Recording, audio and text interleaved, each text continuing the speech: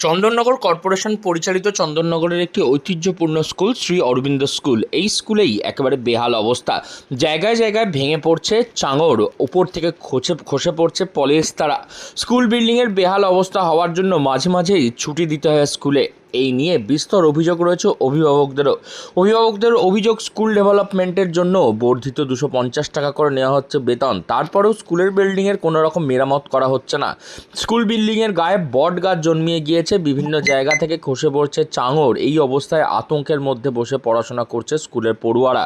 চন্দননগর কর্পোরেশনের আওতায় থাকা এই স্কুল বরাবরই পড়াশোনার জন্য ভালো, তবে ভালো পড়াশোনা হলেও যদি পড়ুয়ারা আতঙ্কিত থাকে তাহলে স্কুলে এসে ভালো করে পড়াশোনা শিখবে কী করে? অন্যদিকে স্কুল বিল্ডিংয়ে মাঝে মাঝে ভেঙে পড়ার জন্য স্কুলের ছুটি ঘোষণা করতে হয়, কিন্তু সেই ছুটি দিয়ে শুধুমাত্র পড়াশোনায় বিঘ্নিত ঘটেছে, কোনো রকম মেরামতির কাজ হয়নি, এমনই অভিযোগ রয়েছে অভিভাবকদের। কিন্তু এটা বহুদিন ধরে কর্পোরেশন থেকে ছুটি দিচ্ছে, সপ্তাহে একদিন করে ছুটি দেওয়া হচ্ছে। ছুটিটা যে কাজে লাগালো না সেটাই আমরা শুনে অবাক হয়ে যাচ্ছি। স্যারেরা পর্যন্ত বলছে যে আমাদের ছুটিগুলো বেকার দেওয়া হচ্ছে, এতে ছেলে মেয়েদের পড়াশোনাতে হ্যাম্পার হচ্ছেই। কিন্তু এইটা বলবার জন্য কাকে বলা হবে? কর্পোরেশনের তো কোনো হেলদোলই নেই, নামেই খালি প্রতিদিন ছুটি দেওয়া হচ্ছে, এই ক্লাস ওই ক্লাস এই ক্লাস। আর বটগাছ ভেঙে বেরিয়ে যা অবস্থা হয়েছে, যে কোনো মুহূর্তে ভেঙে পড়লে পারে। ওনাদের তো কোনো দায় নেই, যত রাজ্যের গার্জেনদের চিন্তা মাথায় পাঠাই করতে স্কুলে দিয়েছি, কিন্তু অ্যাকচুয়াল এটা দরকার পুরো অন্য কোথাও শিফট করে নিয়ে গিয়ে স্কুলটাকে পুরোপুরি ঠিকঠাক করা। আমরা এটাই চাই। না, এটির সম্বন্ধে কিছু জানি না, বলতে পারবো না। আপনাদের মুখেই শুনছি বা ছিল হ্যাঁ, স্কুল ছিল না, আমরা সেই জন্য আমরা বলতে পারি না। এই পারপাসে ছুটি দেওয়া হচ্ছে, হ্যাঁ সারাই হবে। প্রত্যেক ক্লাসে কোনো না কোনো কাউকে ছুটি দেওয়া রাখা হচ্ছে, কিন্তু ছুটিটা 1 বছর ধরে কোনো কাজই ওনারা করেন। তাহলে টাকা পয়সাগুলো নিশ্চয়ই এসছে বলে করবে, তো কোথায় গেল সেই টাকা পয়সাগুলোরও কোনো খোঁজ নেই।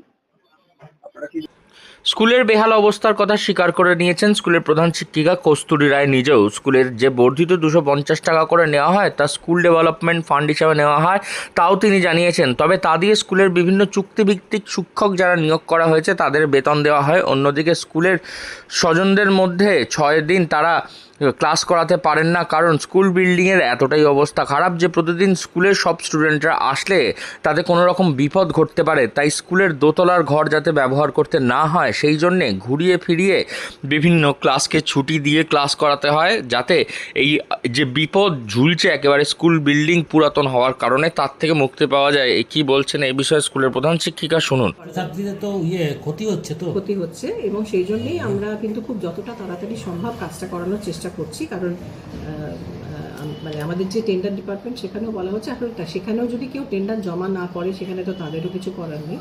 তো থার্ড টেন্ডার হয়েছে এবং থার্ড টেন্ডারের কাজটা খুব তাড়াতাড়ি শুরু হবে, এরকম একটা আশ্বাস আমি পেয়েছি। আমি বললাম তো সেটাই, কিন্তু দেখুন, জীবনটা তো সবচেয়ে আগে। আমি আজকে যদি ওদের 6 দিনই আনি তাহলে আমাকে উপরের ঘরগুলোতে বসাতে হবে। উপরের ঘরে বসালে যদি ওপর থেকে কিছু একটা যেমন আপনি রাস্তায় ভেঙে পড়ছে, ঠিক সেরকম ক্লাসের ভেতরে তো একই অবস্থা। সেটা যদি হয় তাহলে তো আমাদের ছাত্ররা সাংঘাতিক ক্ষতিগ্রস্ত। সেই ভয়ঙ্কর রিস্কটা আমি কি করে নেব, সেটা আমি নিতে পারছি। সেই জন্য আমাকে বন্ধ করতে হয়েছে।